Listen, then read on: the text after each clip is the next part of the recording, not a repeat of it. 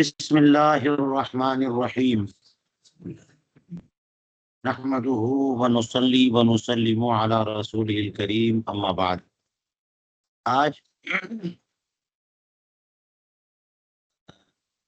علامہ شامی کا خطبہ جو مقدمہ کا حصہ ہے، خطبہ جو ہے مقدمے کا حصہ ہے۔ پہلے ہم لوگ خطبہ، پھر اس کے بعد مقدمہ، پورا مقدمہ ہی خطبہ ہے، خطبے سے شروع ہو رہا ہے۔ علامہ شامی کا مقدمہ پڑھیں گے انشاءاللہ۔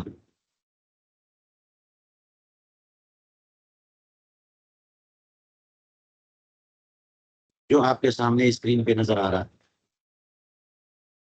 آپ لوگوں کو چاہیے یہ کہ ہر آدمی ایک لسٹ تیار کرے کہ ہماری کیا پڑھائی ہو رہی ہے اور کیا ہو چکی، اور اس کو بھی پھیلا دیں۔ یعنی در مختار میں یہ پڑھ لیا، در المختار میں یہ پڑھ لیا، جد المختار میں یہ پڑھ لیا، تاکہ اندازہ ہو کہ کیا ہے نا۔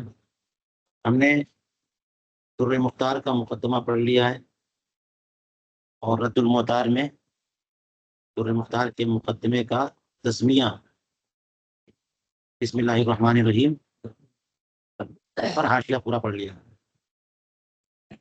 تاکہ لگے کہ یہ چیز مکمل ہوئی ہے۔ اور کچھ چیزیں میں نے بتایا کہ ہم پوری محنت اور توجہ سے پڑھیں گے، اور کچھ چیزوں کو دوڑا دیں گے، اور جہاں پہ تیزی سے چلیں گے اس کا مطلب یہ ہوگا کہ آپ کو کام کرنا ہے،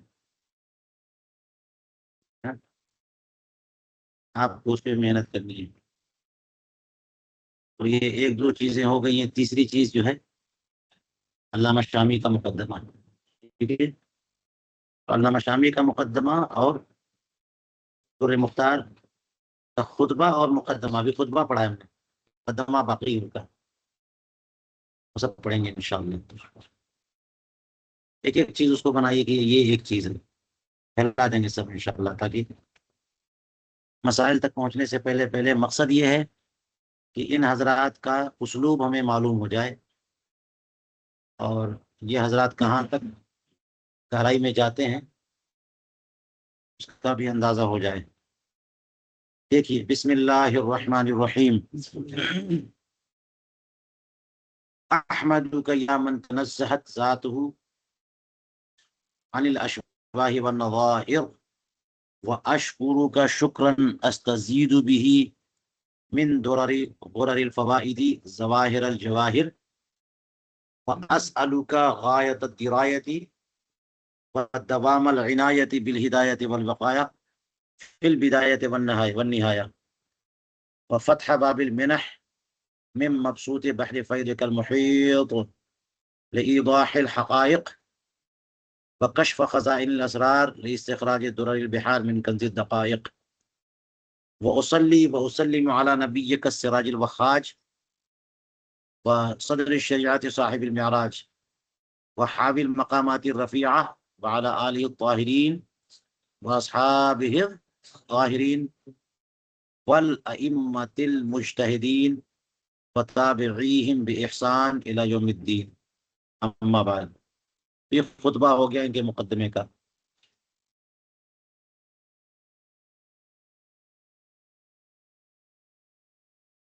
تیری خوبیاں بیان کرتا ہوں میں، اے وہ ذات، اے وہ ہستی کہ جس کی ذات اشباہ و نظائر سے منزہ، پاک پرے ہے، بے نیاز ہے۔ اشباہ اور نظائر سے یعنی مماثل اور ہم مثل، اور یکساں اور اپنے جیسے سے۔ شبہ کی جمع اشباہ اور نظیر کی جمع نظائر، نظیرتن کی جمع۔ اور تیرا ہی شکر ادا کرتا ہوں، ایسا شکر کہ جس سے فوائد، روشن فوائد کے موتیوں سے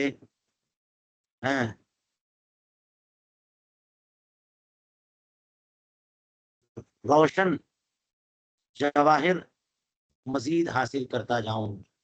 استزیدو یعنی زیادہ سے زیادہ ہاں جواہر میں حاصل کرتا جاؤں، زیادہ سے زیادہ موتیاں، اور جواہر تو ہیرے موتیاں ہے نا، طرح طرح کی موتیاں ہوتی ہیں، اور بہت ساری وہ چیزیں جو سمندر سے نکالی جاتی ہیں یا زمین کے کانوں سے نکالی جاتی ہیں، وہ جواہر ہیں۔ اور درر، درتن کی جمع غرر، غرہ کی جمع روشن، اور چہرے پہ جو سفیدی ہوتی ہے گھوڑے کے، اس کو بھی غرر کہتے ہیں۔ فوائد، تو بہت سارے مقامات پہ اضافت الصفت الموصوف ہے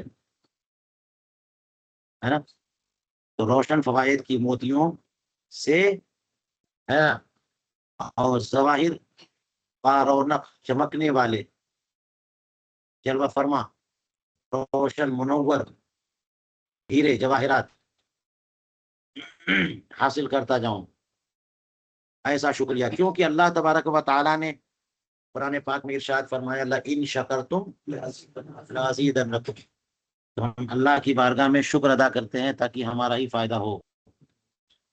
لازیدنکم وعدہ ہے نا، تو لازیدنکم قرآن نے کہا اور انہوں نے لاستزیدہ کہہ دیا ہے نا، تاکہ میں اور موتیاں حاصل کرتا جاؤں۔ شکریہ کا یہ فائدہ ہمیں ہونا چاہیے۔ وَأَسْأَلُكَ غَایَةَ الدِّرَایَةِ، اور اے پروردگار عالم، اے وہ ذات جو اشباہ و نظائر سے پاک ہے، میں تیری بارگاہ میں دعا کرتا ہوں، مانگتا ہوں، طلب کرتا ہوں، غایت درایت، اعلیٰ درجے کی، منتہا انتہائی درجے کی سمجھ۔ درایت کیا ہے؟ سمجھ، تفقہ، بصیرت، ذکاوت، سمجھ چاہیے مجھے، کیا چاہیے؟ ہاں، اور یہ وہ چیز ہے جو چاہیے ہی چاہیے، ورنہ کیسے ہم فقیر بن پائیں گے۔ اور اسی کو کہا گیا کہ سمجھ والے جو ہوتے ہیں ان کی اہمیت ہے، اسی لیے فقہا کی بہت زیادہ اہمیت ہے نا۔ اور قرآن پاک میں بھی فرمایا گیا، حدیث پاک میں فرمایا گیا، اگر تمہیں نہ پتا چلے تو لوٹاؤ ان لوگوں کی طرف الذین یستنبطونہ،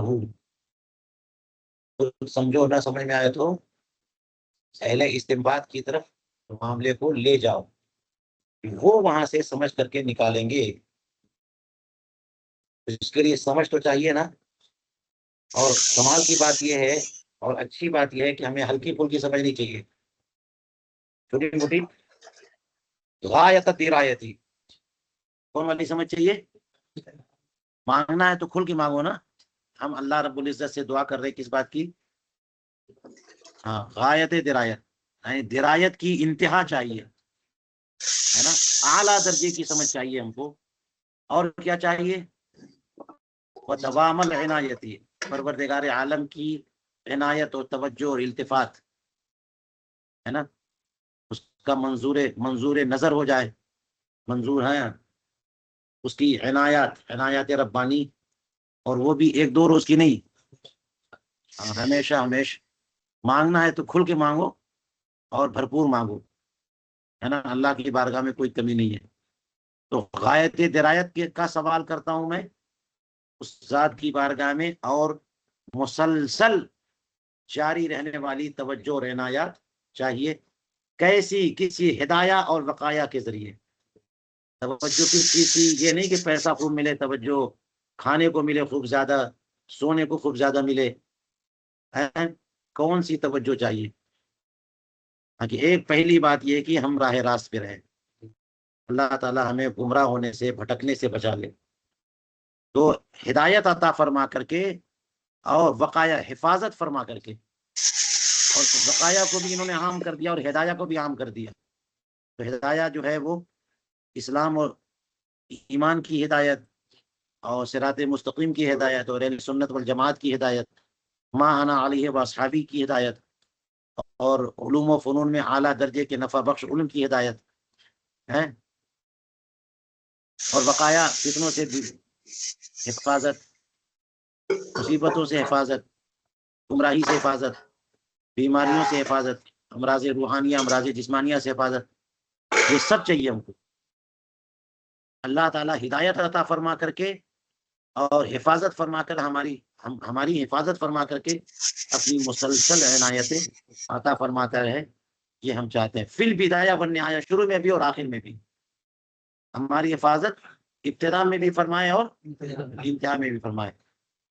وفتح بابل، یہ غایت الدرایتی پر عطف ہے، اور پروردگار عالم کی بارگاہ سے میں سوال کرتا ہوں کہ کھول دے دروازہ عطاؤں کا، منحۃ کی جمع عطاؤں کا، من مقصود بحر فیض المحیط، اور یہاں بھی اضافت سے بدل موصوف ہو گئی، اے بحر مقصود، مقصود بحر فیض ہے اپنے فیض و کرم کے بکھرے اور وسیع سمندر عطاؤں کا دروازہ کھول دے، بحر بے کراں ہے نا، کی عطاؤں کا دروازہ کھول دے، اپنے اس فیض کے بحر بے کراں کا دروازہ کھولے جو تمام حقائق کو واضح کرنے کو بالاستیعاب واضح کرے، المحیط لایضاح الحقائق، وہ سمندر جو ہے محیط ہو کس کا، کس کو محیط ہو، ایضاح حقائق کو، یعنی جتنے بھی حقائق ہیں سارے حقائق کو جو ہے نا وہ ہو، سارے حقائق کی وضاحت کو محیط ہو، تو یہ ایک طرح سے استعارہ ہو گیا البحیر المحیط، البحر المحیط ہے نا۔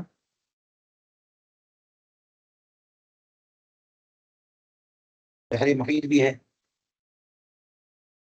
یہاں پہ، یہ بحر کی من مقصود محیط ایضاح الحقائق وکشف خزائن الاسرار لاستخراج در البحار من کنز الدقائق، اور میں اللہ رب العزت تیری ذات سے سوال کرتا ہوں، مانگتا ہوں کیا کہ اسرار کے خزائنوں کو کھول دے، عطاؤں کے دروازوں کو وا کر دے، اور راہ سربسا کے خزانوں کو کھول دے۔ کھولیں گے نہیں خزانہ تو ملے گا کیسے ہم کو، اس لیے کھول دے لاستخراج بحار من کنز الدقائق، تاکہ باریک باریک علمی نکات کے خزانوں سے، خزانوں کے مندروں کے موتیوں کو ہم حاصل کر سکے، خزانے کھول دے گا تو پھر ہم اس میں سے نکال پائیں گے، بند ہی رہ پائیں گے، نکالیں گے کیا، موتیاں۔ وَأُصَلِّي وَأُسَلِّمُ، اور میں درود و سلام نظر کرتا ہوں تیرے نبی صلی اللہ علیہ وسلم پہ، جو کہ سراج وخاج ہیں، دمکتے چمکتے روشن ستارے۔ السراج کا معنی تو چراغ ہے نا، السراج الوخاج، وخاج تو وہی ہے جو بہت ہی زور و شور سے چلتا ہو، چراغ، ایک چھوٹا موٹا ٹمٹماتا چراغ، وہ ہے جو بڑا چراغ، السراج الوخاج۔ اللہ پاک میں رسول کریم علیہ السلام کو فرمایا کہ ہم نے سراج بنا کے بھیجا، سراج منیر بنا کے بھیجا، تیرے نبی جو کہ سراج وخاج ہیں، اور جو شریعت کے صدر صاحب المعراج ہیں، صدر شریعت تو وہی نہ ہے اصلاً، ہے اس معنی میں کہ شریعت وہیں سے صادر ہوئی ہے نا، اور انہی کے اقوال و افعال و احوال جو ہے نا شریعت کا مصدر اور منبع ہیں، تو صدر شریعت وہی ہے جو صاحب المعراج ہیں، صاحب کیونکہ کسی اور کو معراج نہیں ہوئی جو رسول کریم علیہ السلام کو معراج، اور مقامات رفیعات حاوی وہی ہیں، سارے بلند مقامات کو سمیٹنے والے اور ان کو اپنے زیر نگی کرنے والے، حاوی، حاوی جو ہے نا وہ اوپر ہوتا ہے، اور جس اوپر ہوتا ہے وہ محوی ہوتا ہے، تو سارے مقامات بلند و بالا اس کے محوی ہیں اس رسول کریم علیہ السلام کے، اور وہ ان مقامات رفیعہ کا پر حاوی ہے، اس پر درود و سلام، نیز ان کی آل پر اور ان کے اصحاب پر، ان کے آل پر جو پاک صاف ستھرے مزکہ مصفہ مجلہ ہے، کہ اللہ تعالیٰ نے ان کی آل کے لیے فرمایا ہے وَيُطَهِّرَكُمْ تَطْهِيرًا، انما يريد الله ليذهب عنكم الرجس اهل البيت ويطهركم تطهيرا۔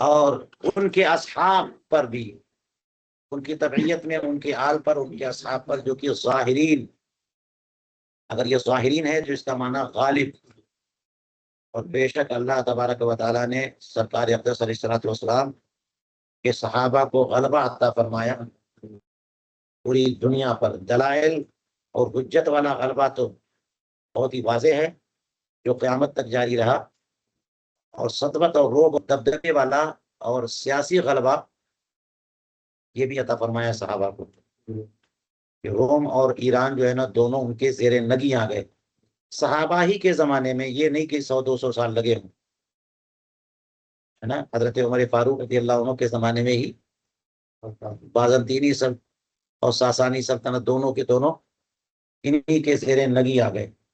تو ایسے صحابہ جن کو غلبہ عطا کیا، والائمۃ المجتہدین، اور اسی طرح سے درود و سلام نازل ہو ائمہ مجتہدین پر، وتابعیہم، اور ان لوگوں پر جنہوں نے ان کی متابعت کی، اتباع کی، ان کے پیچھے چلے احسان کے ساتھ، الی یوم الدین، قیامت تک ان کو درود و سلام ان پر نازل ہوتا رہے، ہیں؟ تو الی یوم الدین کا تعلق اگر تابعیہم سے مانیے، اس کا معنی ہوگا کہ قیامت تک ان پر، ان کے طریق پر چلنے والوں پر درود و سلام۔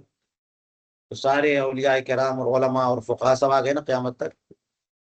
اور الی جار مجرور کا متعلق اگر اصلی و اسلم کریے تو قیامت تک جو ہے میں درود و سلام نازل کر بھیجتا ہوں ان تمام مقدس بارگاہوں میں۔ تو خطبہ جو ہوتا ہے وہ حمد و صلات پر مشتمل ہوتا ہے، تو پہلا پیراگراف حمد و صلات پر مشتمل مکمل ہو گیا، ٹھیک ہے۔ اس میں استحلال کے طور پر جو کلمات استعمال کیے انہوں نے، اللہ سبحانہ و تعالیٰ کی حمد و ثنا پر مشتمل، اور سرکار اقدس علیہ السلام کے کمالات پر مشتمل، ان کلمات سے اشارہ ہو گیا کتابوں کی طرف، ہے نا۔ جیسے دیکھ سکتے ہیں الاشباح والنظائر، یہ ایک کتاب کی طرف اشارہ، اور درر غرر الفواہد، ہے نا، درر ایک کتاب، غرر دوسری کتاب علامہ ملا خسرو کی، دونوں کتابیں، اور ظواہر الجواہر یہ ایک کتاب کی طرف اشارہ، بلکہ جواہر اور ظواہر یہ دو کتابیں بھی ہیں۔ غایت الدرایت و دوام العنایت بالہدایت والوقایہ، یہ سب کتابیں، درایا الگ کتاب ہے، غایت البیان الگ کتاب ہے، اور عنایہ الگ کتاب ہے، سب ہدایہ کی شرح ہے نا۔ ہدایہ کی کم شرح ہیں، کتنی شرح ہیں؟ غایت البیان ایک الگ ہے، درایا الگ ہے، عنایہ علامہ بابرتی کی الگ ہے، اور آگے فتح القدیر کی طرف اشارہ، ہدایہ وقایا، ہدایہ علامہ برہان الدین مرغینانی کی، وقایا تاج الشریعہ صدر الشریعہ، صدر الشریعہ جو تاج الشریعہ کے والد ہیں ان کی، اور پھر صدر الشریعہ اصغر نے اس کی شرح وقایا، اس کی شرح لکھی۔ تو وقایا اور بدایہ اور نہایہ بھی فتح القدیر وہ اسی کی شرح ہے، اور بدایہ ہدایہ کا متن ہے، بدایت المقتدی، تو متن اور شرح سب لے کے چل رہے ہیں۔ بدایہ بھی ایک کتاب اور نہایہ بھی کیا، فتح بابل منح، اگر فتح القدیر کی طرف اشارہ تو ایک کتاب ہو گئی، حالانکہ علامہ ملا علی قاری کی ایک اور کتاب شرح وقایا کی شرح ہے فتح باب العنایہ، فتح بابل عنایہ، یہ کتاب ملا علی قاری کی، اس کی طرف اشارہ۔ اور منح الغفار، اس کا ذکر گزرا۔ مبسوط تو حضرت امام محمد کی شرح پہلی المبسوط جن کو اصل کہتے ہیں، حالانکہ مبسوط کے نام سے مشہور ہے نا حضرت امام سرخسی کی جو کتاب ہے نا، جو کافی کی شرح ہے، اور بحر بھی ہے اس میں آ گیا، بحر البحر الرائق، وفیض الفیض الملکی، المحیط ہے نا، محیط جو ہے سے بھی اشارہ ہو گیا کہ محیط ان کتابوں کو بولتے ہیں جس میں ظاہر الروایہ اور نادر الروایہ اور وقائع اور مسائل و جزیات جو نوازل وہ سب شامل ہوتے ہیں محیط میں۔ یہ بھی کتابوں کا ایک سلسلہ ہے، متون ہے، پھر شروع ہے، پھر فتاوا ہے۔ ان میں متون میں سے پہلے یہ تو الگ بات ہے، پھر اس میں اصل ظاہر الروایہ امام محمد کی 6 کتابیں، اور پھر انہی بزرگوں کی کتابیں، لیکن 6 کتابوں کے علاوہ نوادر ہے، اور پھر مسائل ہیں۔ تو ان سب کو ملا کر کے محیط برہانی اور محیط رضوی کے نام سے 2 کتابیں مشہور ہیں، وہ ہیں ایضاح، میں نے بتایا تھا، ایضاح الاصلاح علامہ ابن کمال پاشا کی، اور حقائق، یہ اور حقائق کی ہیں، تبیین الحقائق ہے، اور بھی وکشف کشف الاسرار، کشف الاسرار خود ایک کتاب ہے جو علامہ بزدوی کے منار کی شرح ہے، نہیں، علامہ بزدوی کے اصول کی شرح ہے، اصول بزدوی۔ خزائن الاسرار سے بھی اشارہ ہو گیا کتاب کی طرف، جو خزائن الاسرار ہی ہے، جو مختار کی اصل، جو تنویر کی اصل لکھی تھی، انہوں نے کی شرح لکھی تھی۔ درر البحار دیکھ لیجیے، کنز الدقائق دیکھ لیجیے، یہ بھی کتاب ہے۔ السراج الوہاد، یہ کتاب ہے، قدوری کی شرح ہے، علامہ حدادی کی، ٹھیک ہے۔ صدر الشریعہ سے اشارہ ہو گیا صدر الشریعہ کی طرف، اصغر اور اکبر دونوں ہے نا، یہ مت سمجھنا کہ حضور صدر الشریعہ ہمارے دادا جان کی طرف اشارہ ہے، تو پیدا بھی بات میں ہوئے تھے۔ صدر الشریعہ اکبر، اور پھر لیکن مراد لیا ہے رسول کریم علیہ السلام، جو کہ صاحب المعراج کہہ دیا، اور صاحب المعراج کہہ کر کے معراج الدرایا، ہدایہ کی یہ شرح کون سی بات آ گئی ہے معراج کی اور صدر الشریعہ کی، تو میں بتاؤں کہ صدر الشریعہ علیہ الرحمٰن نے اپنے حوال میں کہیں لکھا ہے کہ ہم نے ہدایہ کو ان کی تمام شرحوں کے ساتھ بالاستیعاب مطالعہ کیا۔ یہ ایک جملہ میری سمجھ سے باہر، سمجھ سے باہر کا مطلب بہت ہی، کیسے ہم سمجھیں کہ صدر الشریعہ نے کتنا مطالعہ کیا ہوگا ہدایہ کو تمام شرحوں کے ساتھ بالاستیعاب۔ ہدایہ ہی نہیں چل پا رہی ہم لوگوں سے، بالاستیعاب اس کی شرح فتح القدیر ہیں، اور عنایہ ہے، درایا ہے، معراج الدرایا، غایت البیان ہے، اور بنایا علامہ عینی کی ہے۔ جو متداول کتابیں ان کی بات کر رہا ہوں میں، جو غیر متداول ہے وہ تو مجھے پتہ ہی نہیں ہے نا۔ علامہ تاش زادہ کبریٰ نے اپنی کتاب میں ذکر کیا ہے ہدایہ کی شرحوں، کتنی شرحیں لکھی ہیں ہدایہ کی۔ یہ مطلب تو نہیں ہوگا کبھی بھی کہ ہدایہ کی تمام شرحیں جو لکھی گئی، یعنی جو دستیاب، جو کتابیں دستیاب رہی ہوں گی، اور علامہ بابرتی کی عنایہ تو دستیاب ہی دستیاب ہے، فتح القدیر بھی دستیاب ہے، بنایا بھی دستیاب ہے، اور معراج الدرایا اور غایت البیان یہ سب دستیاب ہے۔ تو اتنی کتابیں پڑھیں گے تب بھی تو علم جو ہے موجے مارے گا کہ نہیں مارے گا؟ تو صاحب المعراج و حاوی المقامات الرفیعہ، حاوی کی طرف اشارہ، حاوی بالفتاوا، اور حاوی جو اصول و فروع اور عقائد سب کو شامل ہوتے ہیں ان کو حاوی بولتے ہیں، اصول اور فروع اور مسائل، اور اصول سے مراد عقائد اور فروع سے مراد مسائل، یعنی اس میں بھی یہ ہے مسائل شرعیہ، پھر مسائل سے مراد جزیات۔ چلیے وعلی آلہ الطاہرین واصحابہ الظاہرین والائمۃ المجتہدین وتابعیہم بإحسان الی یوم الدین، اما بعد حمد و صلات کے فیقول احوج المفتقرین الی رحمتی ارحم الراحمین، بندے ناچیز جو ارحم الراحمین کی رحمت کا محتاج ہے، سب سے بڑا محتاج، محتاجوں میں بھی سب سے بڑا محتاج ہے اپنے پروردگار کی رحمت کا، وہ بندے ناچیز محتاج محمد امین جو ابن عابدین کے نام سے مشہور ہے، وہ بندے ناچیز عرض کرتا ہے کہ بے شک ان کتاب الدر المختار شرح تنویر الابصار قد طار فی الاخطار وصار فی الامصار وفاق فی الاشتہار علی الشمس فی رابعۃ النہار۔ جی کیا عرض کرتا ہوں کہ بے شک یہ کتاب در المختار جو ہے تنویر الابصار کی شرح، یہ اخطار میں پھیل گئی، اور اخطار سے مراد پوری دنیا، شرق و غرب بول دیتے ہیں، اور اخطار تو زمین کے تمام جو قطر ہے، جو آفاق، جو زمین کا جو کرہ ہے نا، اس کا قطر جو ہے، یعنی اس پہ ایک لکیر کھینچیں جو اس کو بیچوں بیچ سے دو حصے کر دے، وہ قطر ہے۔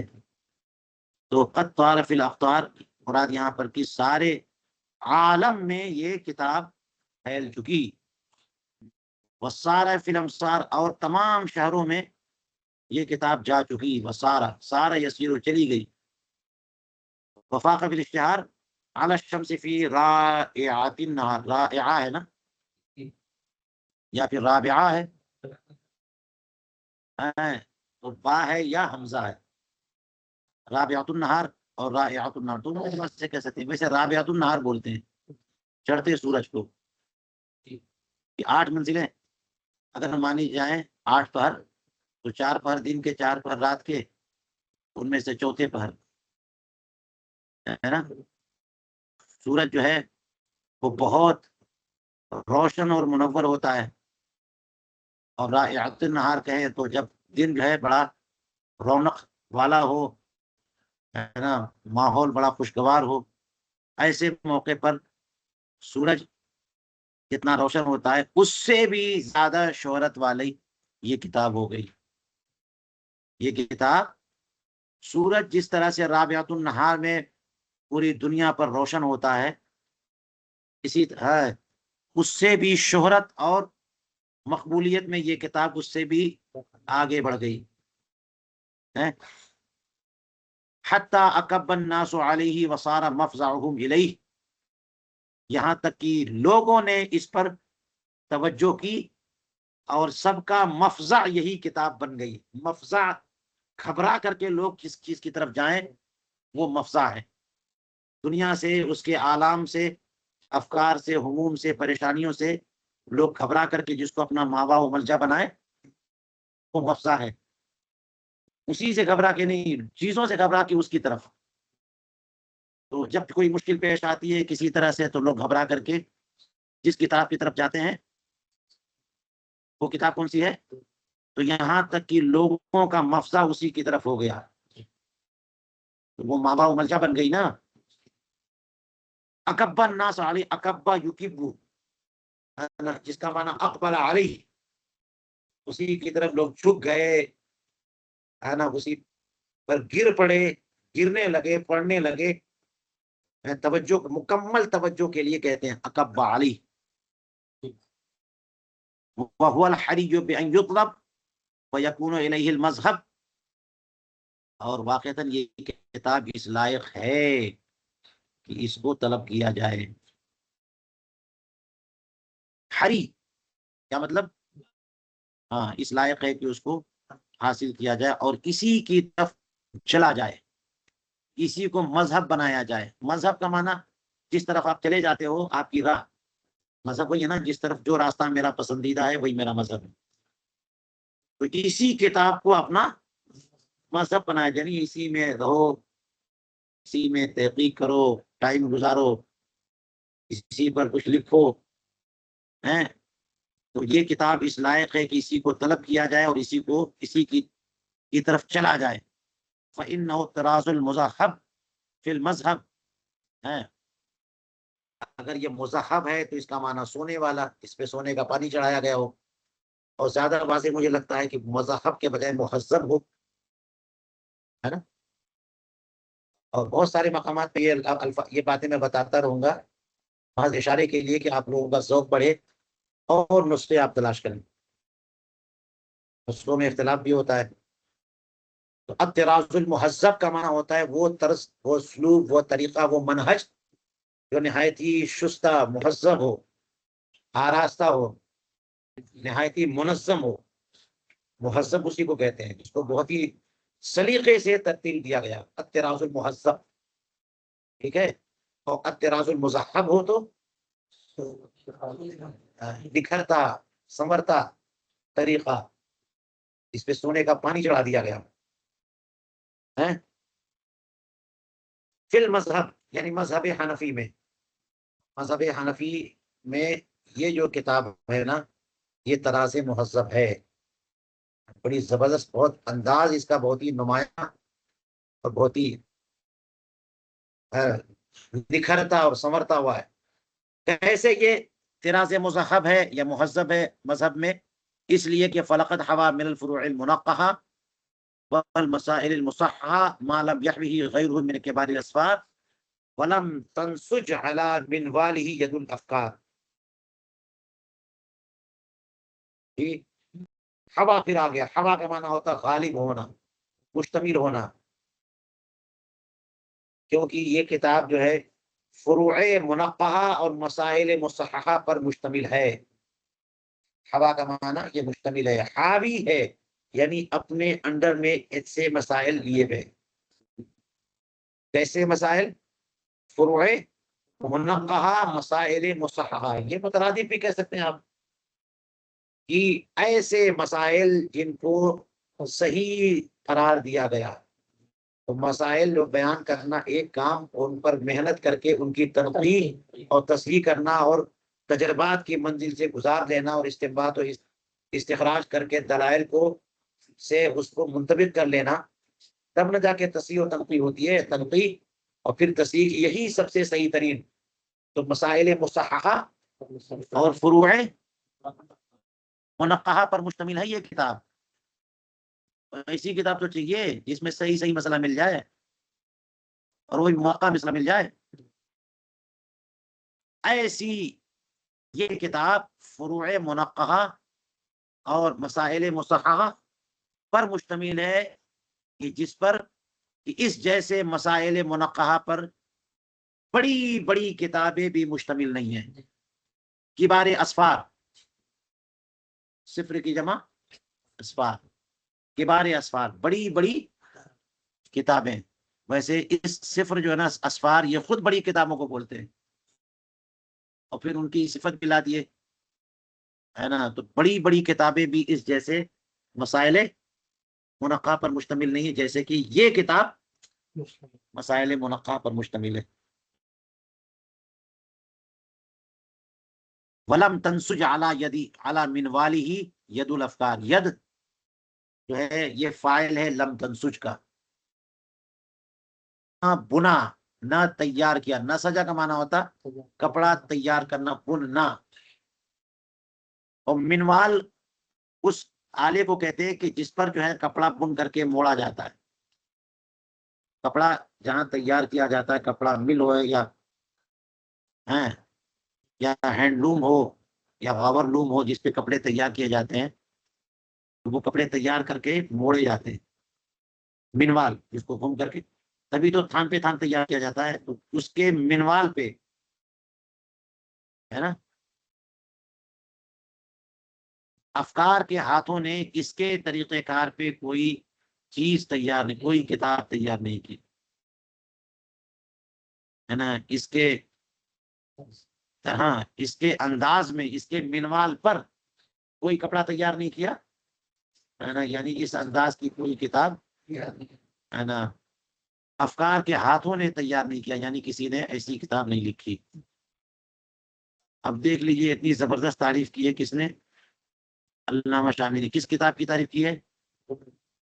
حالانکہ جگہ جگہ یہ جو ہے نا وہ نقد بھی کریں گے، یہاں تک کہ یہ بھی بتائیں گے کہ جس کتاب سے آپ نے مسئلہ اخذ کیا ہے اس کتاب میں یہ مسئلہ اس طرح نہیں ہے. آگے کچھ قید ہے کہ اس قید کو بیان نہ کرنے کی وجہ سے مسئلہ ادھر سے ادھر ہو گیا. یہ سب بیان کریں گے، ہے نا. بہت حقائق و تقائق آئیں گے. لیکن یہاں پہ مقدمے میں کیا کہنا ہے؟ اتنی شاندار تعریف کر رہے ہیں، ہے نا. اس لیے جو ہے اکابر علماء اور سابق مصنفین کو کریڈٹ جاتا ہی ہے کہ بعد والے کچھ قابلیت پیدا ہو جاتی ہے تو انہی بزرگوں کی تصنیفات کے مطالعے سے، ہے نا. تو اگر کسی بات پر کوئی ایراد ہو، کوئی سوال ہو، تو چھوٹے دل والے، چھوٹے چھوٹے دل جو ہے نا، کہتے ہیں دل بڑا رکھو. چھوٹے دل والے کیا کرتے ہیں کہ یہ کتاب بالکل کیا لکھ دیا انہوں نے، جگہ جگہ غلطیاں کر دی ہیں. یہ بیان کرے چھوٹے دل والے جگہ جگہ غلطیاں، بلکہ اور زیادہ آگے بڑھیں گے تو بول دیں گے کہ غلطیوں سے بھری ہے کتاب. یہ نہیں بولیں گے. اور یہ دیکھیے علامہ شامی، اللہ کی بڑی زبردست تحقیق کی انہوں نے. ہر مسئلے کو انہوں نے اصل ماخذ سے ملایا اور کہا کہ یہ، اور تحقیق کی ہے. بعض مقامات پہ ان کے بیان کردہ مسئلے کو غلط بھی ثابت کیا. اور شرح العقود میں تو وہ مثال بھی دی ہے کہ انہوں نے ایک مسئلہ بیان کیا اور مجھے اچھی طرح پتا ہے کہ یہ منقع مسئلہ نہیں ہے، صحیح نہیں ہے. اور منقع جو مسئلہ جس پر محققین نے تحقیق کر کے ثابت کر دیا کہ یہ ہے، اس کو میں نے بیان کیا ہے تو بعض لوگوں نے ہمارے خلاف کیس کر دیا. ٹھیک ہے، مگر اس کو لے کے نہیں اڑ رہے ہیں. اس لیے یہ میسج آپ لوگوں کے لیے کہ دل چھوٹا مت رکھو. دل کیا کرو؟ اور اتنا بڑا کرو کہ پوری کائنات اس میں سما جائے. کیونکہ دل جو ہے نا وہ حقیقت ہے کہ جس کی تعریف آج تک لوگ نہیں کر سکے. وہ مت سمجھو کہ وہ دل جو دھڑکتا رہتا وہی ہے، اس میں تو جگہ ہی نہیں ہے. خون والا جو دل ہے نا اس میں جگہ ہی نہیں ہے. اس میں کھا کھا کے لوگوں نے چربی بھر دی ہے، پھر ہارٹ اٹیک ہوتا ہے. تو دل جو ہے نا کتنا بڑا ہونا چاہیے؟ بہت بڑا ہونا چاہیے، پوری دنیا اس میں سما جائے، ہے نا. اپنے بڑوں کا احترام، حالانکہ تحقیق کے ساتھ کہ اگر کسی بڑے نے کوئی غلطی کر دی ہے تو اس کو صحیح نہیں کہا جائے گا، غلط کو غلط ہی کہا جائے گا، ہے نا. کھینچ تان کر کے زبردستی کی نہیں ہے، وہ اصل میں غلطی نہیں، وہ تو کرامت ہے. غلط غلط ہے، صحیح صحیح ہے، مگر پھر بھی جو ہمارے اسلاف ہیں، عزت اور کرامت انہی کے لیے ہے. اور جو کچھ ہمیں ملا ہے یہ انہی کے ذریعے ملا ہے. اور جو ہم آج سمجھ پا رہے ہیں ان اپنے اسلاف بزرگوں کی کتابوں میں نقد بھی کر پا رہے ہیں، یہ اس کا بھی کریڈٹ انہی کو جاتا ہے.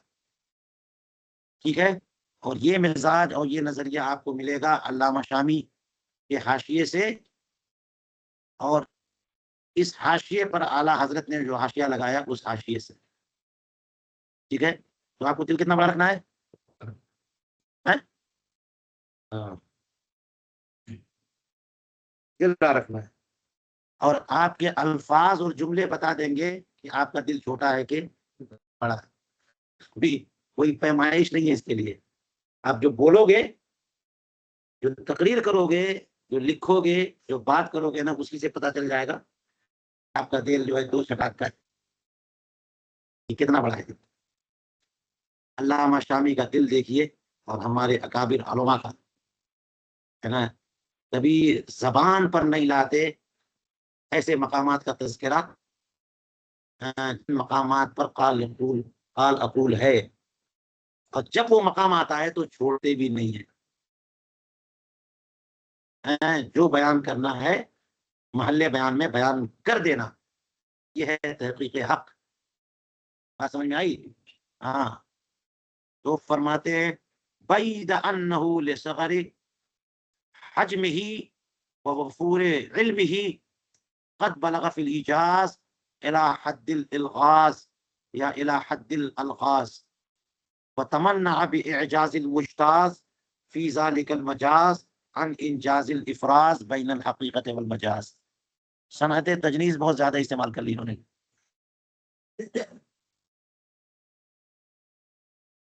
بعید انہ، غیر انہ، سوا انہ. یہ کتاب تو بڑی زبردست ہے، مسائل منقحہ پر مشتمل ہے، اور اتنی شاندار کتاب ہے کہ آج تک ایسی کتاب منظر عام پر نہیں آئی. آج تک ایسی کتاب منظر عام پر نہیں آئی. یہ سیدھا جملہ، اس بات کو انہوں نے کہا کہ لم تنسج علی منوالہ ید الافکار. ہاں یہ ہے، سوائے اس کے کہ اپنے حجم کی، ہاں کہ صغر کی وجہ سے یہ بڑی موٹی نہیں ہے. سارے مسائل اس میں ہیں اور محقق مسائل ہیں، اور سارے محقق مسائل اگر آپ لکھنے پر آ گئے تو نہ جانے کتنی جلدیں بنیں گی، لیکن اس کا حجم زیادہ نہیں ہے. ٹھیک ہے، تو ایک بات تو یہ کہ اس کی سائز بڑی مختصر ہے، حجم جو ہے وہ بڑا چھوٹا ہے اور علم بہت زیادہ ہے. حجم چھوٹا ہو تو علم کم ہونا چاہیے، ہوگا تب جا کے بیلنس رہے گی بات. اور علم زیادہ ہے تو جلدیں زیادہ ہو جائیں گی، جلدیں کم ہیں تو علم کم ہوگا، ہے نا. زیادت الفاظ زیادت معنی پر دلالت کرتے کہ نہیں، لیکن حجم کم ہو اور علم زیادہ ہو تو کیا ہوگا؟ تو اسی کو ایجاز بولتے ہیں. کیا بولتے ہیں؟ ہاں، کہ بہت مختصر کر دیا، کلام موجز ہے یہ. تو صغر حجم اور وفور علم کی وجہ سے ایجاز کے معاملے میں الغاز کی حد تک پہنچ گئے. اور الغاز کا معنی پہیلیاں بجھانا، اگر افعال کے وزن پر ہے مصدر تو، ورنہ الغاز ہو تو پہیلیوں کی حد تک. یہ پہیلیاں جو لوگ بجھاتے ہیں نا تو لوگ بوجھ نہیں پاتے آسانی سے. ذرا بتاؤ تو وہ صورت، ذرا بتاؤ تو ایسی صورت. شوق سے لوگ سنتے ہیں، بتا نہیں پاتے ہیں تو پھر کہتے ہیں حضرت آپ ہی بتا دیجیے، ہے نا. تو الغاز کی حد تک، ایجاز میں الغاز کی حد تک پہنچ گئے. یہ کتاب جو ہے اب اپنے حجم کی چھوٹائی اور علم کی کثرت کی وجہ سے پہیلیوں کے ایجاز کے معاملے میں، اختصار کے معاملے میں پہیلیوں کے حد تک پہنچ گئی کہ جس کا سمجھنا بھی آسان نہیں رہ گیا. وہ تمنا باعجاز المجتاز، تمنا کا معنی ہوتا ہے رک جانا، منع کا معنی دوسرے کو روک دینا. تمنا کا معنی رک جانا اور کسی کو اپنے اوپر ہاتھ ڈالنے کی اجازت نہ دینا. تمنا باعجاز المجتاز فی ذالک المجاز، اعجاز کا معنی عاجز کر دینا، اور مجتاز تو اجتیاز سے ہے نا، جو راستہ چلنے والا، بذالک المجاز، اس راہ کے راہی، اس راہ کے راہی، راستہ طے کرنے والے کو عاجز کر کے، اس راستے کے راہگیر وہ عاجز کر کے، کس بات سے عاجز کر کے؟ حقیقت و مجاز کو الگ الگ کر دینے سے عاجز کر کے. اتنا زبردست ایجاز ہے کہ کون حقیقت ہے کون مجاز ہے بندہ فرق بھی نہیں کر پائے گا. کس سے کیا مراد ہے، کہاں مجاز ہے، ان کی تعبیرات میں کہاں مجاز ہے کہاں حقیقت ہے. مجاز کو حقیقت سے اور حقیقت کو مجاز سے ممتاز کرنا مشکل ہو گیا، ہے نا. انجاز الافراز، افراز کا معنی ہوتا ہے کسی چیز کو الگ کر دینا. افرز المفرز، کسی چیز کو الگ کر کے ممتاز کر دینا. اور انجاز کا معنی کوئی کام کر گزرنا، الانجاز. ٹھیک ہے، یہ وہ کتاب ہے جس نے بڑے بڑے ماہرین کو عاجز کر دیا اس بات سے کہ اس کتاب کے حقیقت اور مجاز میں بھی امتیاز کر سکیں. تبھی تو لوگ پریشان ہو گئے. تو اس کی شرحیں اور شرحوں کی شرحیں اور پھر حواشی پہ حواشی لکھے گئے اور اس کتاب کا درس چلا. تو اس کتاب کی مشکلات بھی بتا دی نا. اور جن الفاظ میں بتائی نا وہ خود مشکل میں ڈالنے والے الفاظ ہے نا. وقد کن تو علامہ شامی کہتے ہیں کہ وقد کن تو صرف تو فی معاناتی ہی برہتم من الدہر وبذل تو لہو مع المشقت شقت من جدید العمر وقت نست بشبکت الافہام اجل شواردہ وقیدت باوتاد الاقلام جل عوابدہ. میں نے اس کی مشکلات اور پریشانیوں میں ایک زمانہ گزارا ہے. کیا گزارا ہے؟ ایک زمانہ گزارا ہے. برہتم من الدہر اور صرف تو کا معنی اور معانات، ہاں، جس سے پریشانی ہو آپ کو. اور آج کل تو کسی کو پریشانی کچھ ہے ہی نہیں ہے، کیونکہ پڑھنا ہی نہیں ہے تو پریشانی کیا ہے؟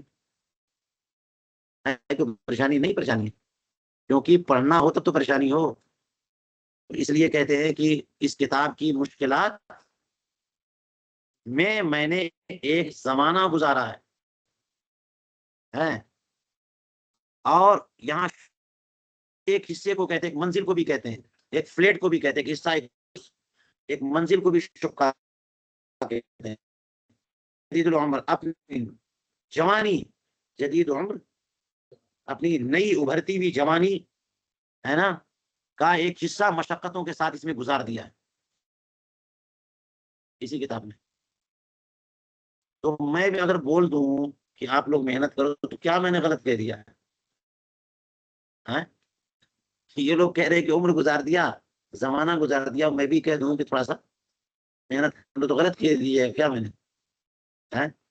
تو ہم لوگوں کا وقت آ گیا ہے کہ ہم لوگ بھی اسی کتاب سے اور تھوڑا موڑا ہم لوگ بھی زمانہ گزارے تو کہ 1-2 سال کے بعد ہم بھی کیا بولے،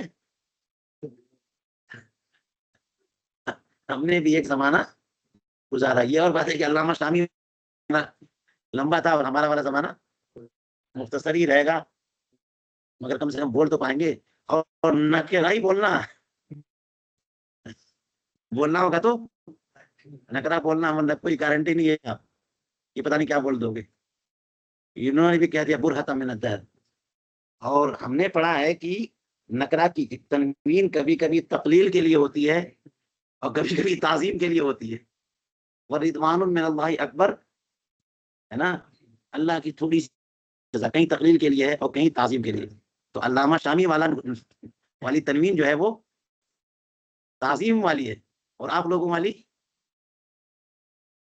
ہاں تقلیل. 1-2 منٹ گزارا ہے، 2-4 منٹ ہم نے بھی گزارا ہے تو بھی کہہ دیں گے کہ وقد كنت صرفت في معاطي برهة من الدهر. چلیے تو کہتے ہیں کہ در مختار کی مشکلات میں ہم نے ایک زمانہ گزارا اور عمر کا ایک حصہ مشقتوں کے ساتھ اس میں صرف کیا. وقت نست بشبکت الافہام اجل شواردہ وقیدت باوتاد الاقلام جل عوابدہ. یہ عوابد و شوارد جو ہے نا یہ الفاظ مختصر المعانی سے پیچھا کر رہے ہیں، چلے آ رہے ہیں سب عوابد و شوارد اس قسم کے الفاظ. تو عابدہ اور شاردہ کوئی چیز جیسے جانور جو ہے نا کنٹرول سے جب باہر ہو جاتا ہے تو عوابد کہتے ہیں. گھوڑا تو چلاتے نہیں آج کل آپ لوگ، کبھی کبھی چلا لیا کرو اس کو ٹک ٹک کر کے. تو جب گھسلے گا کنٹرول سے باہر ہوگا اسی کو کہتے ہیں، پھر کنٹرول کرنا مشکل ہوتا ہے. کبھی بھی جاؤ کہیں گھومنے وومنے تو گھوڑا سواری تھوڑا کر لیا کرو، مرد بنو آدمی. نہیں ہم متقی پرہیزگار ہیں، چلانے میں کیا خلاف تقویٰ ہے. تھوڑا ایک کا تانگا میں بیٹھ جایا کرو اور تھوڑا گھوڑ سواری بھی کر لیا، مرد بنو، ہمتی بنو. ارے گرا ہی دے گا تو کیا ہوگا. تو عوابد کو سمجھنے کے لیے گھوڑے پہ سواری تھوڑی کرنی پڑے گی اور شوارد کو سمجھنے کے لیے بکریوں کا ریوڑ بھی چلانا پڑے گا، کیونکہ کچھ بکریاں یہ بھیڑیں جو ہے نا اتنی بے وقوف ہوتی ہیں کہ وہ آگے والی بھیڑ ادھر جا رہی ہے سب چلی جائیں گے. اسی میں سے ایک آدھ بھیڑ ادھر ادھر گئی نا تو پھر ادھر چلی جائے. تو بھیڑوں کے مجمع سے جانور ادھر ادھر بکھر جائے اس کو کنٹرول کرنا مشکل ہوتا ہے نا. ورنہ جو ہے ان لوگوں کا چرواہا پیچھے سے ایک لاٹھی لے کے چلتا رہتا ہے, وہ سب کوئی بات نہیں, آرام سے چلے جا رہے ہیں کوئی بات نہیں. مگر توجہ اس چرواہے کی ہوتی ہے ان جانوروں کی طرف جو ادھر ادھر کنارے کنارے ہیں, انہی پر توجہ رکھنے کی, کنارے کنارے جو جانور چلے جا رہے ہیں ان کو سمیٹ کر کے رکھنا, وہ ہے شوارد. اور جو کنٹرول سے باہر ہو جائے وہ ہے کیا, عوابد. تو جانوروں کی مثال سے سمجھ گئے نا.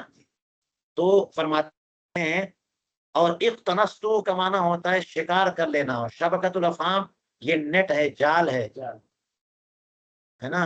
افہام, افہام کی جال میں شکار کر لیا ہم نے, پھنسا لیا. افہام کی جال میں ہم نے پھنسا لیا.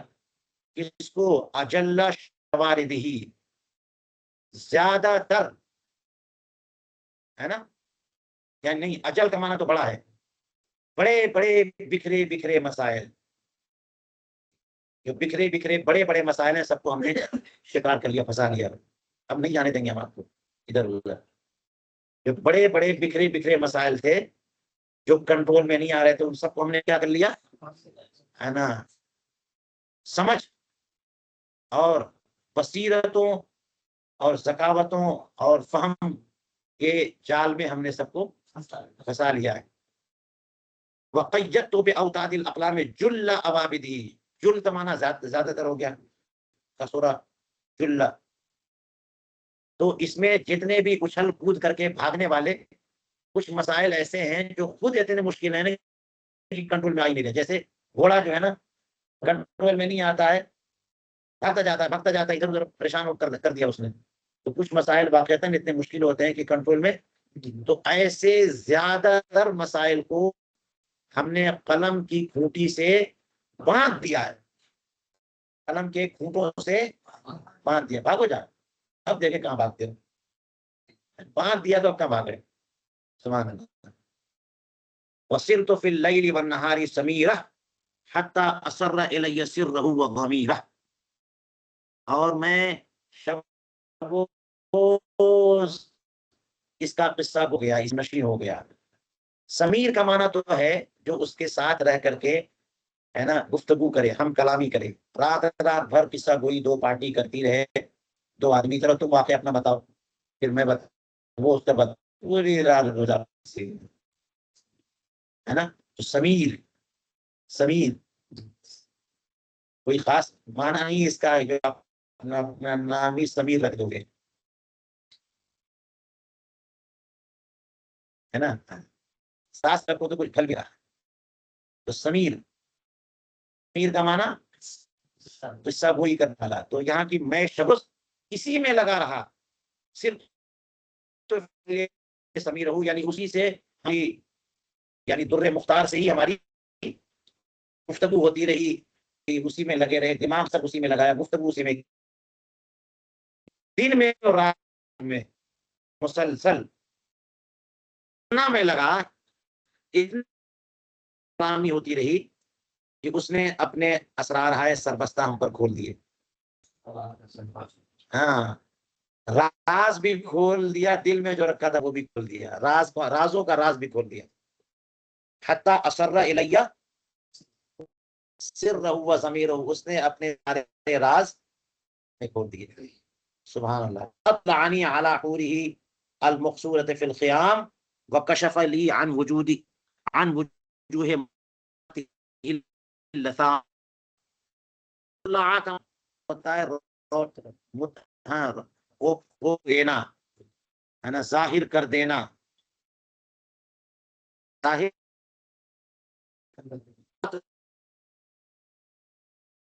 کر دینا. ٹھیک ہے. اور مجھے مطلع کر دیا, ہے نا, اس کی ان جو خیموں میں, ہے نا, مقصور اور محدود ہیں. حورات المقصورات, حور مقصورات فی الخیام, سورہ رحمان میں ہے نا. فبأی آلاء ربکما تکذبان, تو جنت میں ایسی زبردست حوریں ملیں گی جو خیموں کے قید و بند میں رہیں گی. خوبصورت حور ہو، ہے نا، اور بیوی ہو، مگر وہ صرف آپ کی ہو تب اچھی بات ہے نا.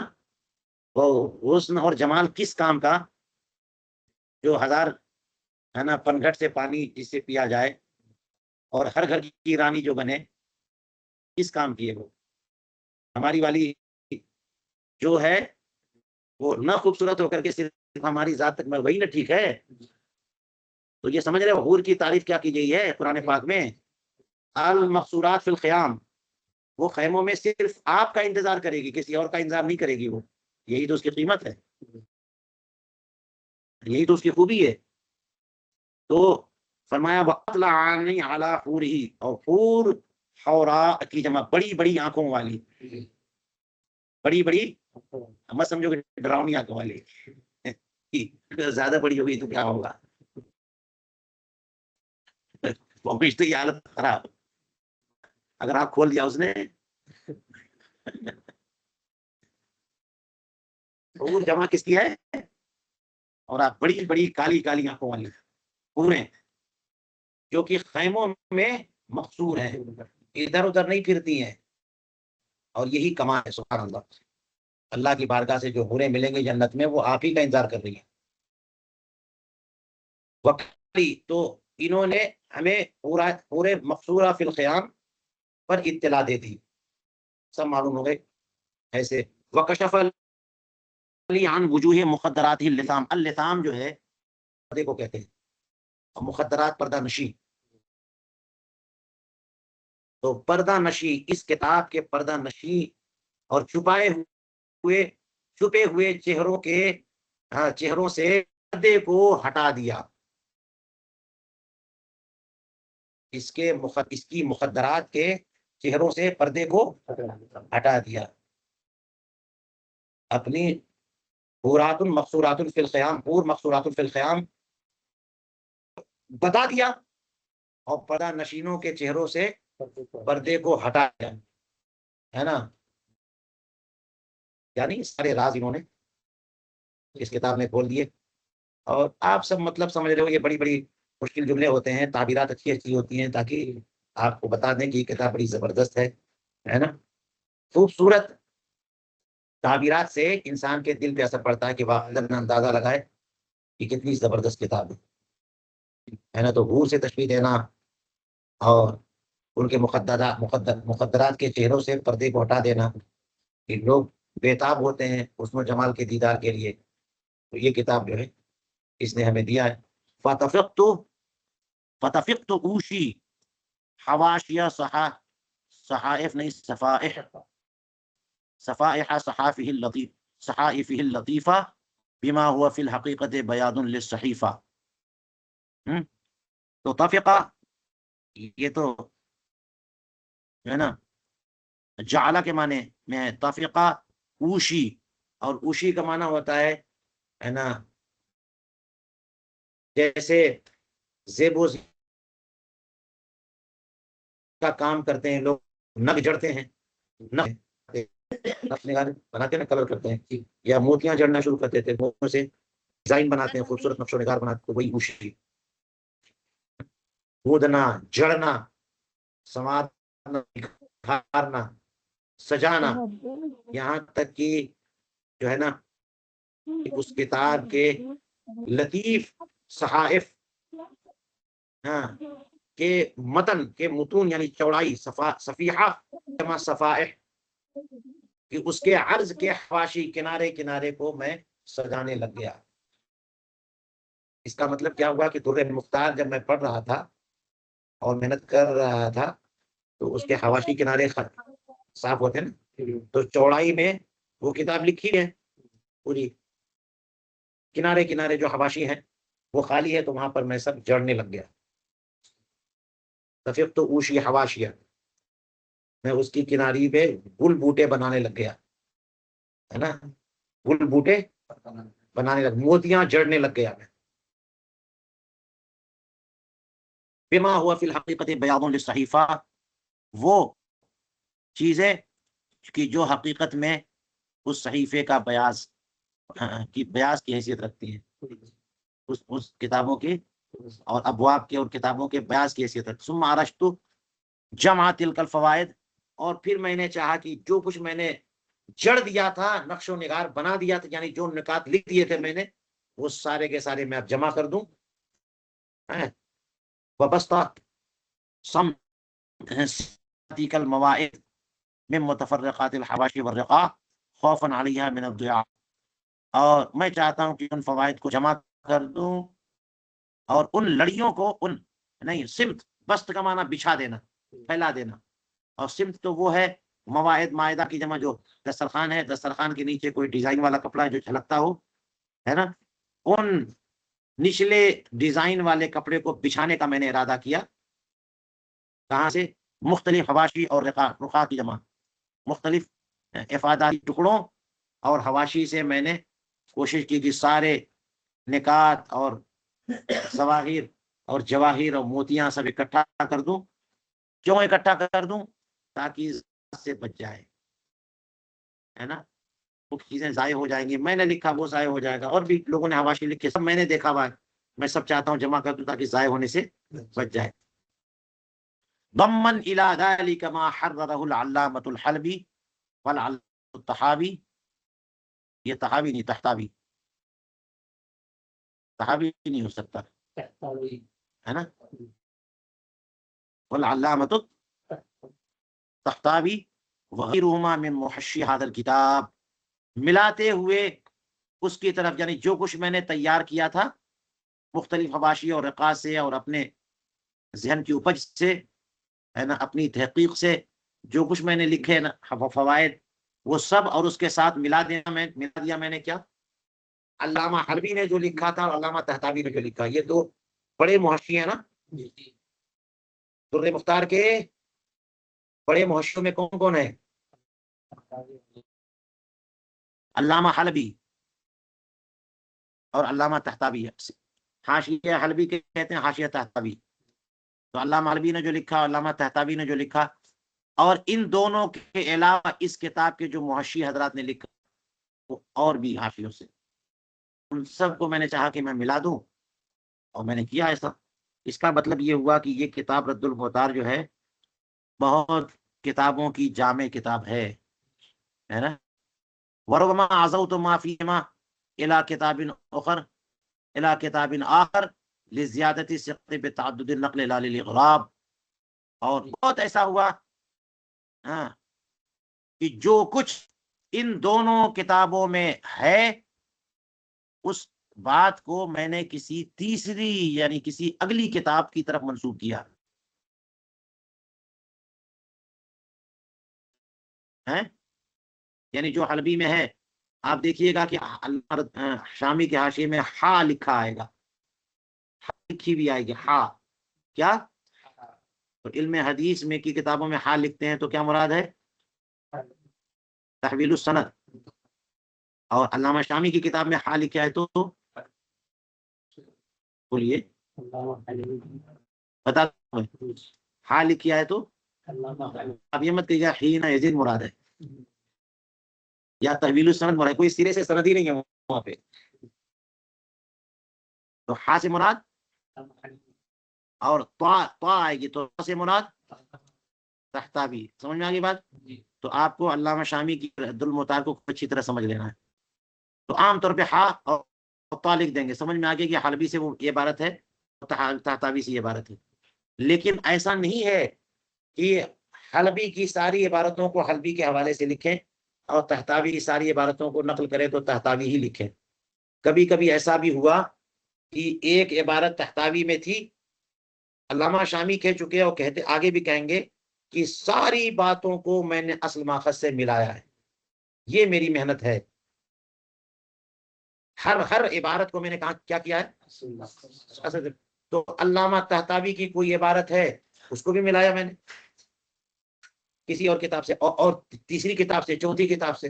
تو مجھے جب محسوس ہوا کہ تیسری یا چوتھی کتاب میں کچھ مزید وضاحت ہے تو میں نے وہاں بیان کر دیا اس کتاب کا حوالہ، پھر طحطاوی کا حوالہ چھوڑ دیا میں نے. حالانکہ وہ اصل عبارت کہاں تھی؟ طحطاوی میں تھی. مگر وہی عبارت مجھے کسی اور کتاب میں مل گئی تو کسی افادے کی وجہ سے میں نے کیا کیا کہ تحاوی کا حوالہ نہیں دیا، بلکہ اسی طرح سے حلبی حاشیے کی بات ہوئی، عموماً میں نے ہا لکھ دیا جو عبارتیں میں نے حلبی سے لیا، اور اس کے ماخذ سے ملایا پھر بھی حلبی لکھا، لیکن کہیں کہیں ایسا ہوا کیا کہ کسی اگلی کتاب سے میں نے اخذ کیا ملایا تو پھر اس کا حوالہ دینے کے بجائے اگلی کتاب کا حوالہ دیا۔ یہ ایسا کیوں کیا؟ کہتے ہیں لزیادت ثقت بتعدد النقل، اس لیے ایسا کیوں کیا؟ تعدد نقل کی وجہ سے اعتماد اور بڑھ جائے گا۔ یہ ابھی تک تو آپ بتا رہے تھے تو تحتاوی اور حلبی، تحتاوی اور حلبی، اور کسی کا نام ہی نہیں آ رہا، تو مطلب اور نام لے لو، ہے تو وہاں بھی ہے وہاں بھی ہے اور جگہ بھی، تو جتنی تعداد بڑھتی جاتی ہے اعتماد بھی مضبوط ہو جاتا ہے۔ تو میں نے کس لیے لا للاغراب، اغراب کی وجہ سے نہیں کہ جناب انہوں نے کچھ غلط لکھ دیا تھا اور یہاں پر جو صحیح عبارت ہے نا، یا اس وجہ سے بھی نہیں کہ وہ کتاب جہاں مل رہی ہے وہ عبارت کسی تیسری کتاب میں مل رہی ہے تو صرف وہیں پر ہے اغراب اور کہیں پر نہیں ہے، اس لیے نہیں، بلکہ وہ پہلے سے حلبی میں یا تحتاوی میں ہے، مگر ہاں اغراب کی وجہ سے میں نے نہیں لکھا کہ یہ نادر چیز ہے تو وہی سے نقل کر لوں، بلکہ میں نے کس لیے لکھا کہ تاکہ اعتماد زیادہ ہو جائے تعدد نقل کی وجہ سے۔ وَإِذَا وَقَعَ فِي كَلَامِهِ مَا خِلَافُ الصَّوَابِ أَوِ الْأَحْسَنُ الْأَهَمُّ وَقَرِّرُ الْكَلَامَ عَلَى مَا يُنَاسِبُ الْمَقَامِ وَأُشِيرُ إِلَى ذَلِكَ بِقَوْلِ فَافْهَمْ وَلَا أُصَرِّحُ بِالْاعْتِرَاضِ عَلَيْهِمَا تَأَدُّبًا مَعَهُمَا۔ اور جب ان دو بزرگوں کے کلام میں کوئی ایسی بات آ جائے جس کا خلاف درست ہو، اور ان دو بزرگوں سے مراد بتائیے، علامہ حلبی اور کیا علامہ، دو تا یا ایک تا، تحتاوی، علامہ اسماعیل تحتاوی، وہ بھی سید ہے وہ بھی سید ہے، تو علامہ تحتاوی، تو حلبی اور تحتاوی، ان دو بزرگوں کی جو کتاب ہے حاشیہ ہے در مختار پر، کبھی ان کے کلام میں کوئی ایسی بات آ گئی جس کا خلاف درست ہے، یہ دیکھو ادب، نہیں کہہ رہے کہ جو غلط ہے، ان کے کلام میں کوئی غلطی آ گئی، یہ نہیں بول رہے، مطلب یہی ہے نا، ان کے کلام میں کوئی غلطی آ گئی، مگر کیسے بول رہے ہیں، کوئی ایسی بات آ گئی کہ جس کا خلاف درست ہے، یہ ادب سیکھو علامہ شامی سے، ہے نا، ادب سیکھنا چاہیے کہ علامہ شامی کیا بول رہے ہیں، کس انداز سے بول رہے ہیں، کہ اس کا خلاف محقق ہے، اس کا خلاف منقع ہے، اس کا خلاف درست ہے، اب الاحسن الاہم، یا اس کا خلاف جو ہے وہ درست نہیں بلکہ زیادہ بہتر ہے، کیونکہ جب ثواب کہیں گے تو ثواب کا مقابل خطا ہے نا، اور احسن کا مقابل خطا نہیں ہے، احسن کا مقابل حسن ہے، یہ بھی ٹھیک ہے لیکن وہ زیادہ بہتر ہے، وہ زیادہ اہم ہے۔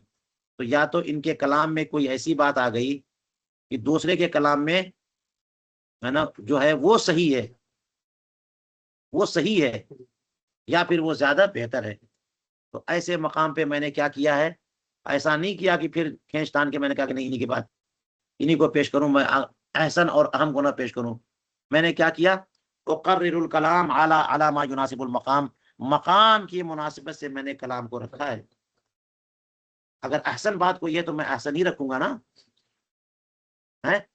اور اگر اس کے خلاف جو ہے وہ خطا ہے اور خلاف ثواب ہے تو ثواب کو رکھوں گا نا میں، درست بات، تو مقام کے تقاضے کے مناسبت سے میں کلام کو رکھتا ہوں، وَأُشِيرُ إِلَى ذَلِكَ بِقَوْلِ فَافْهَمْ، اور میں اس بات کی طرف اشارہ ففہم کہہ کر کے دے دیتا ہوں، مناسب بات لکھ دیتا ہوں اور ففہم لکھ دیتا ہوں، جس سے اشارہ ہو جاتا ہے کہ اس مقام پر تحاوی اور حلبی میں جو کچھ ہے وہ خلاف اہم ہے یا خلاف ثواب ہے، مزید آپ دیکھ لو۔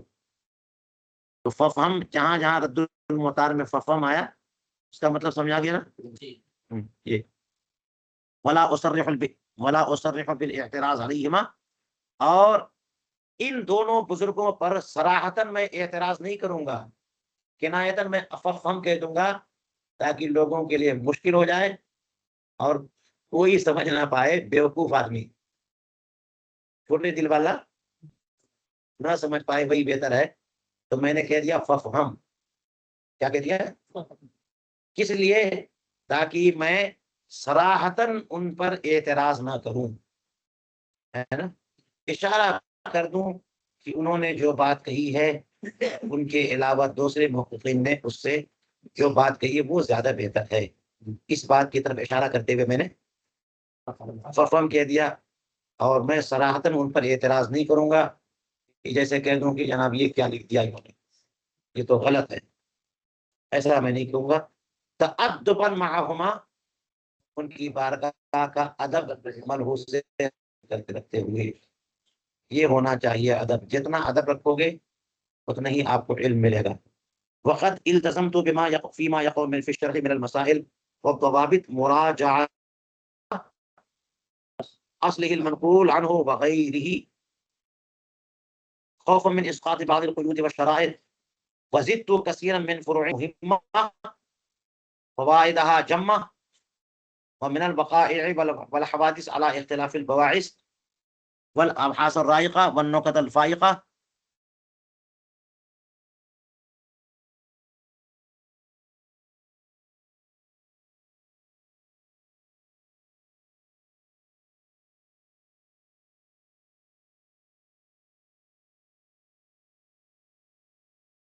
چلیے بس کریے۔